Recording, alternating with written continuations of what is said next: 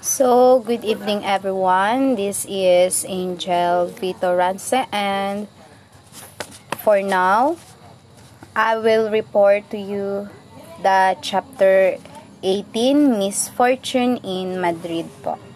So, let's proceed. So, this is the failure to get justice for his family. When Rizal arrived in Madrid, he implored help from Association Hispano-Filipina and other liberal Spanish newspaper to secure those Calamba tenants and his family. So, pagdating ni Rizal sa Madrid ay humingi agad siya ng tulong sa Association of Hispano-Filipina and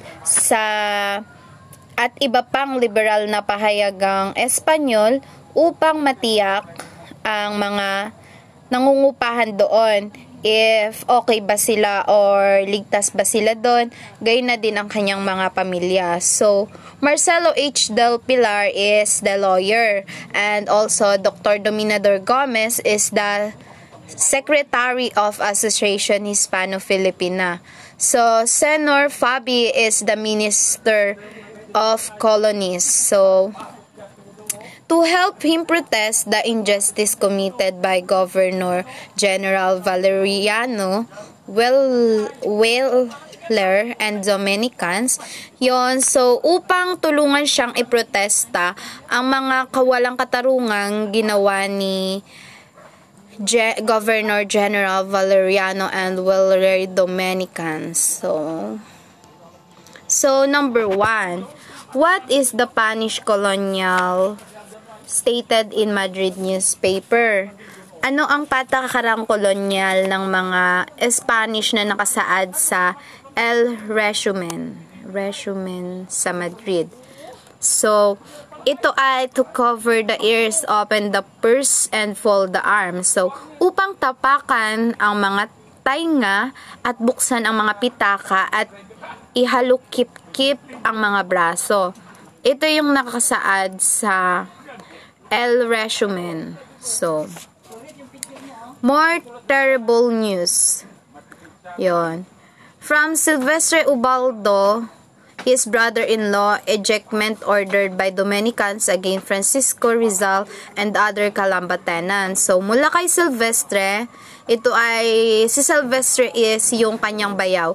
Utos ng ejectment na Dominico laban kay Francisco Rizal at iba pang nangungupahan sa kanya sa Calamba. So, number 2 is, from Saturtina, deportation of Pasiano Rizal Antonio Lopez Silvestre Ubaldo Mateo Ale Leonardo Dandoy to Mindoro. So, mula sa Saturnina, pagpapatapon kay Rizal Antonio Lopez Silvestre Ubaldo Mateo El Dandoy hanggang Mindoro po. So, number 3 is from Saturnina, their parents were forcibly ejected from their home, were living in Narcisa's house. Yon, mula kay Saturnina, ang kanilang magulang ay sa pilitang ipinalayas sa kanilang tahanan sa Narcisa house. So, let's proceed. Yon. Ito naman si Becerra and Maura is the honey words of simpatya at walap ng iba pa. And this is the Blumentritt Arch Rizal to Queen Regent Maria Cristina. Ito naman ay yung hinikom ni Blumentritt si Rizal kay Reina Maria Cristina. So, let's proceed to Rizal eulogy to Panganiban. Jose Maria Panganiban is the co-worker in propaganda movement, and siya daw ay co-worker sa propaganda movement, and siya ay namatay sa Barcelona taong 27 years old pa lamang siya. And noong August 19, 1890 naman siya sinilang ata or namatay. So, let's proceed to Feliciano Gonzalez Timbang.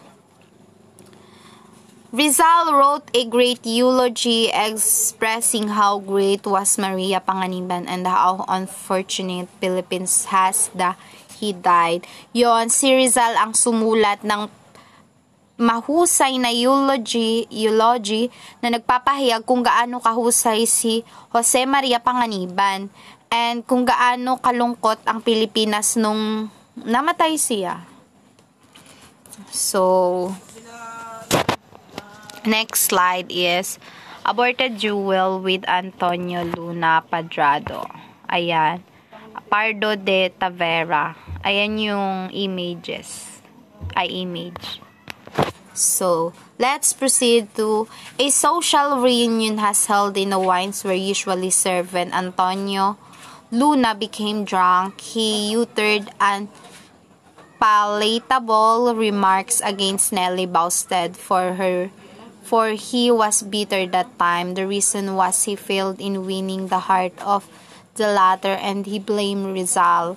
So, sa isang social reunion na ginanap, kadalasang nanghahain ng mga alak. Nang malasing na si Antonio Luna, ay nagbitaw siya ng mga hindi mas magagandang salita laban kay Nelly Bousted. Dahil bitter siya nung time na yon, ang dahilan ay nabigo siya sa pagwawagi sa puso ng huli at sinisi niya kay Rizal iyon. Based dito is sinabi na dahil nga nakainom na si Antonio Luna ay sinisi niya si Nelly Bousted nung panahong iyon dahil nga hindi siya nanalo sa puso ng kanyang gustong babae. Rizal heard it and because Rizal does not want women to disgrace, he challenged Luna to a fight. So, narinig ito ni Rizal at dahil ayaw ni Rizal na mapahiya na sa mga babae ay hinamon niya si Luna na makipag-away po. Aborted Jewel with Antonio Luna. Aborted Jewel with Antonio Luna is Jose Rizal is the better pistol shot. Yung mas maano daw po si Rizal sa mga mas iba yung lakas ni Rizal kay Antonio Luna. Mas better kung baga. And Antonio Luna is superior as swordsman. Yon, si Antonio Luna ay madadak. When it comes to Jose Rizal is gusto niya yung bigay todo talaga. Gaya na lamang na pakikipag-away ay agad siya, go for the go, kumbaga. So, but when Luna became sober, he realized how foolish he did. Immediately, he apologized to Rizal and the latter forgave, making them for good friend again. But, nung nahimasmasa na si Luna sa kanyang pagkakalasing ay he realized na bakit niya ginagawa yung bagay na yun, bakit siya nakikipagtalo at bakit siya nakikipag-away. So, nakipag-usap ulit siya kay Rizal at humingi siya ng tawad na kung pwede ay maging magkaibigan ulit sila. Rizal challenges Retana to duel.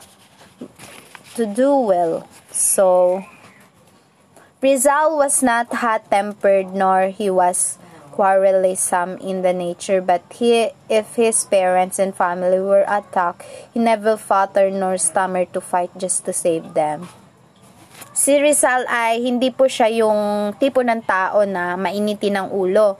So, but kung ito ay laban na lamang sa kanyang mga pamilya or ito ay patungkol na sa kanyang mga pamilya or sa kanyang mga magulang, siya ay agad, yung nakikipag-away agad siya, and he never faltered nor stammer to fight just to save them. At hindi siya magdadalawang isip din na makipag-away just to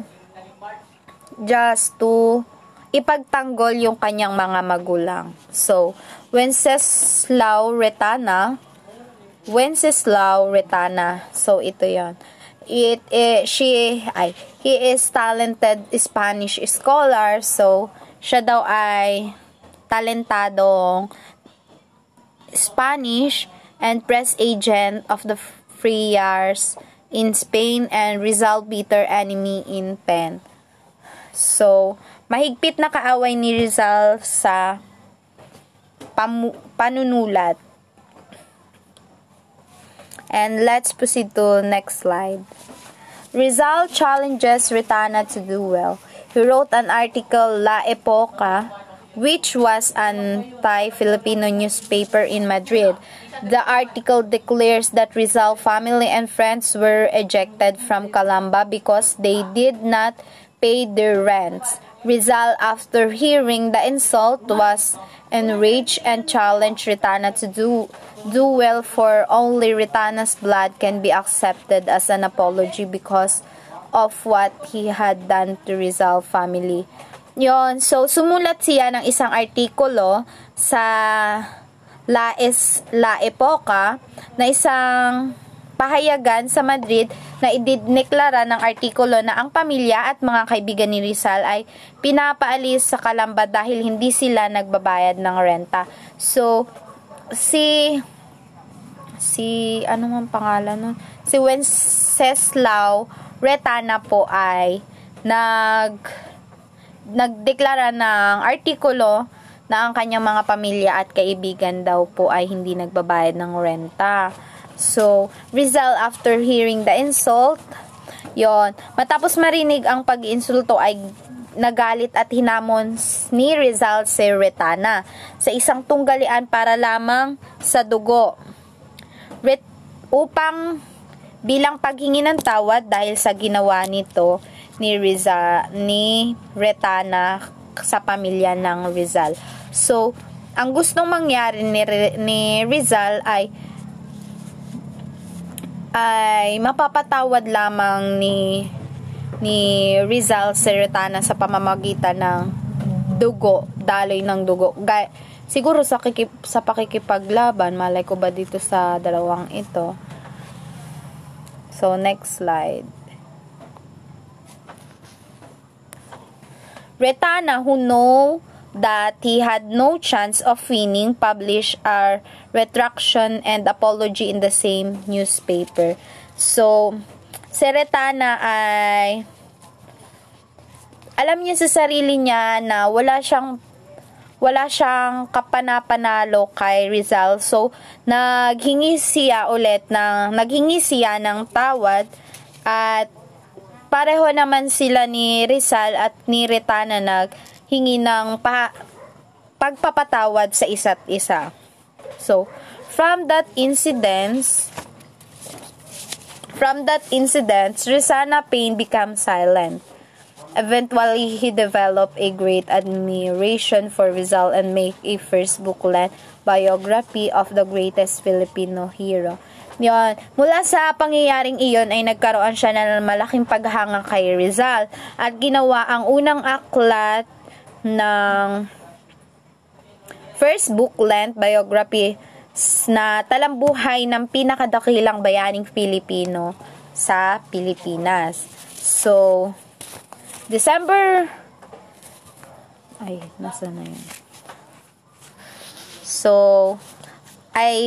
Infidelity of Leonor Rivera. Autumn of 1890, Rizal attended a play at Teatro Apollo in Madrid. It was there where he lost His gold watch chain with locket containing the picture of Leonora and his beloved sweetheart. So, yun, noong December 1890 ay may isang party or ganap na inatendan ay sa teatro pala. Sa Teatro Apollo in Madrid. Nag-attend doon si Rizal. So, nung nandun na siya, nawala niya yung gold watch chain niya. Nawala yung kanyang gold watch chain na ang laman noon sa loob ay yung picture ng kanyang minamahal niya na si Leonor Rivera. So, December 1890, he received a letter from Leonor announcing her coming marriage to Englishman and asking his forgiveness.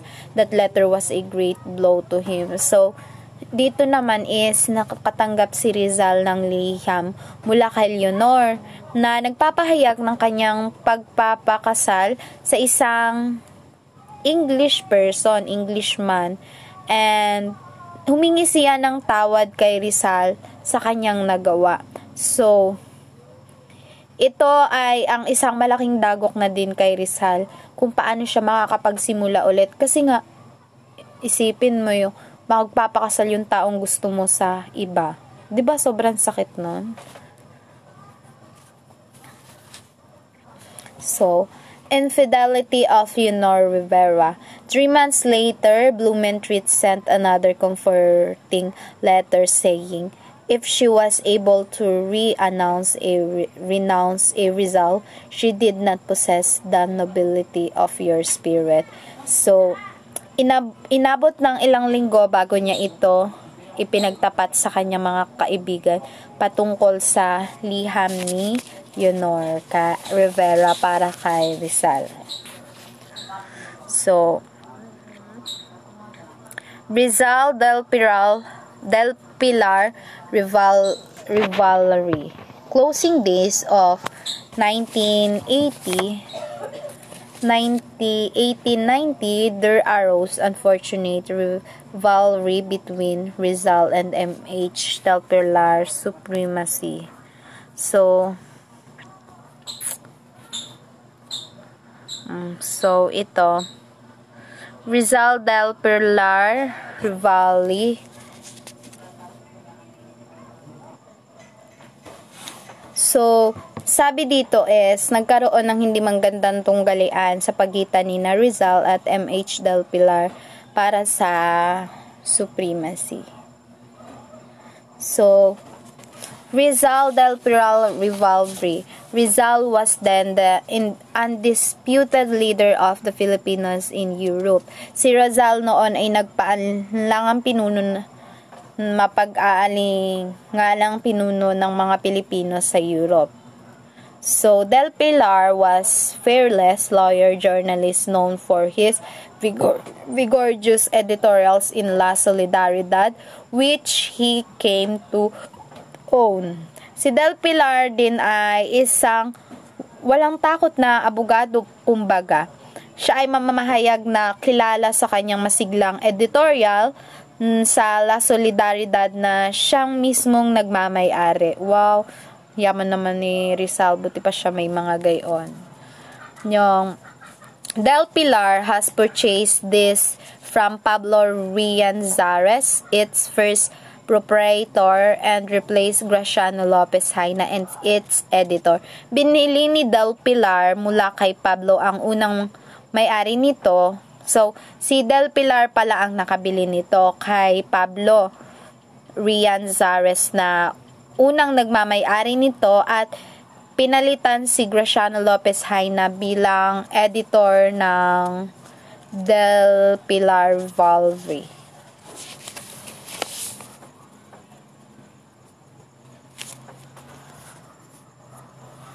Wait lang. So,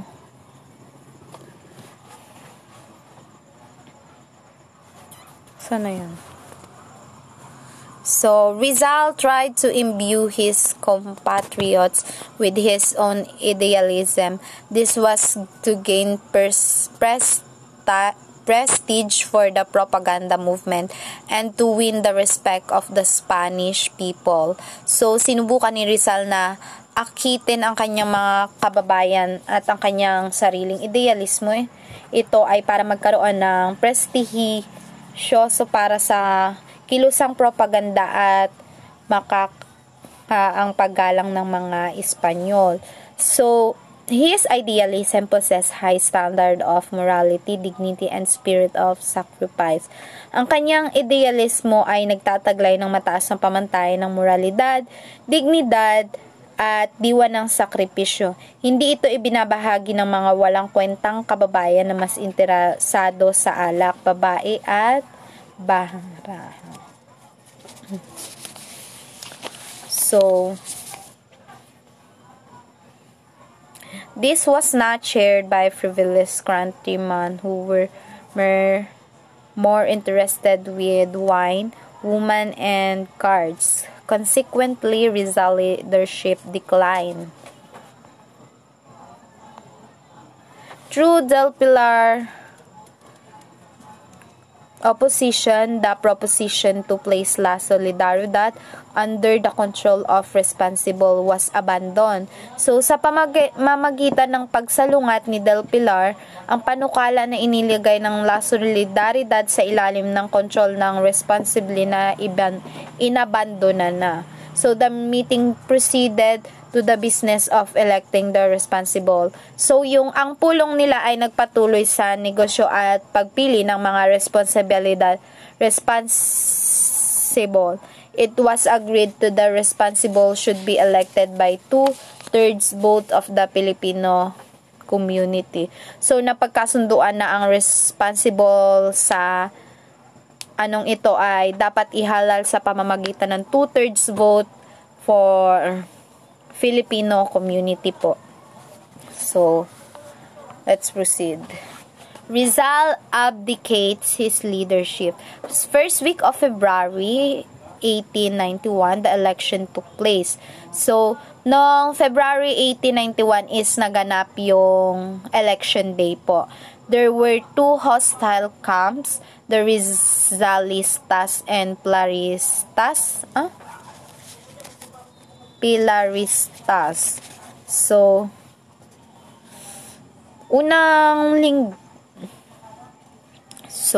passion ran high, inflaming animosity and disunity in the ranks of compatriots. So, labis ang pag-aalab na at ang puot ng pagkawatak-watang ng hani ng mga kababayan. So, on the first day of voting, Rizal was winning, but he could not obtain to require 2/3 vote to be proclaimed as a responsible. The same thing happened the second day. So, nung unang araw is panalo si Rizal, but hindi niya nakuha ang kinakailangan na 2/3 vote to be proclaimed para siya ay maiproklama bilang responsible. So, ganun din yung nangyari sa ikalawang araw. The situation was becoming explosive and critical. Nung mga araw na election is naging pasabog at mga critical ang sitwasyon na nangyari sa election na iyon. So, on the third day, Mariano Ponce appealed to his countrymen to vote for Rizal. Some Pilaristas evidently headed this play. So, sa ikatlong araw ay umapela si Mariano Ponce sa kanyang syempre dun sa kanyang mga kababayan na iboto nila si Rizal. Ang ilang Pilarista ay dininig naman yung kanyang mga pakiusap. At the voting that day resulted in Rizal victory. He became the responsible. So, nung last day is nanalo si Rizal bilang siya yung tinagura responsible. So, Rizal graciously declined the elected position, he did not relish being a leader of a divided people. So, ang pagboto nung araw na iyon ay nagbunga ng pagkakapanalo ni Rizal. Magiliw ang tinangian ni Rizal at inaasam na posisyon. Hindi niya kinagiliwan ang pagiging pinuno ng mga tao at nagkakababan bahagi. So, he didn't want to be the cause of disunity and bitterness among his countrymen. So, si Rizal ay ayaw niyang maging dahilan ng pagkawatak-watak at kapaitan ng kanyang mga kababayan. So, bilang pinuno is napakasakit naman na tayo ay may sinasang-ayon ng iba. So, at dahil doon ay magkakaroon tayo ng pagkawatak-watak, parang yung part ng iba is gusto ay dito but yung iba ay din eh. So, let's proceed to Adios, Madrid. Rizal wrote a brief note thanking his compatriots for electing him as a responsible. So, sumulat si Rizal ng maikling talat na nagpapasalamat siya sa mga taong bumoto sa kanya as a responsible. He then boarded a train leaving for Beatriz. So, pagkatapos ay sumabay siya sa train paalis patungo sa Biarritz pala. City of Madrid, a place where he was happy during his first sojourn, 1882 to 1885, but unhappy on his second visit. Isang lugar sa lungsod ng Madrid ay ito yung isang lugar kung saan siya ay unang namalagi at yung nagustuhan niya at naging masaya siya doon, but noong unang punta niya noong 1882 to 1885, but sobrang nalungkot siya nung sa pangalawa niyang na pagbisita. At this was the last time he saw Madrid. And noong 1890-91 ay yun na pala yung huling pagbisita niya sa Madrid.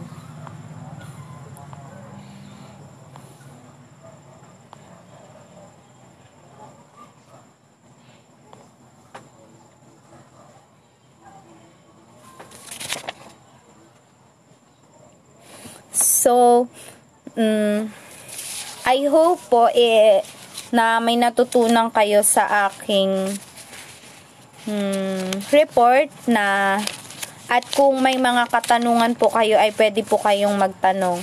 Kung may clarification po ba kayo sa ating chapter 18 ng Rizal in Madrid po. Thank you. Thank you din po, sir.